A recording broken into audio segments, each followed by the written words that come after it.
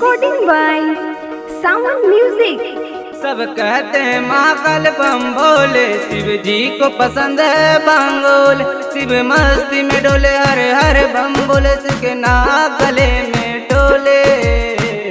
हाय रे मेरे भोले, हाय रे मेरे भोले, हाय रे मेरे भोले, हाय रे मेरे भोले, हाय रे मेरे भोले।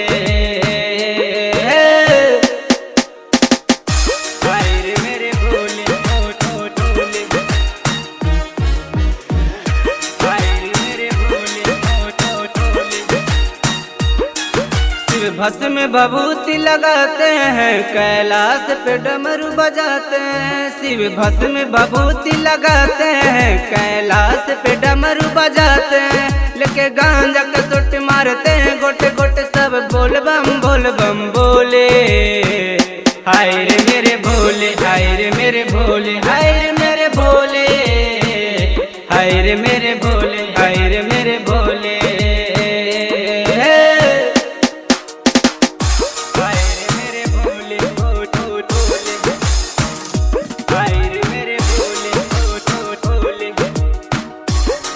सावरिया संग प्रेम गुप्ता, आनी से होगा नहीं अब चुकता, आनी से होगा नहीं अब चुकता। सावरिया संग प्रेम गुप्ता, आनी से होगा नहीं अब चुकता। हर्ष आया है सत दे दो सर पे हाथ, अब नजर तो हम पे खोले।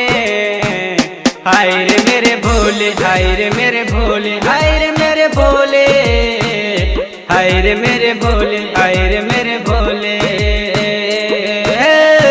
सब कहते हैं महाकाल बम भोले, शिव जी को पसंद है बांगोल। शिव मस्ती में डोले हर हर बम बोले, शिव के नाग गले में डोले।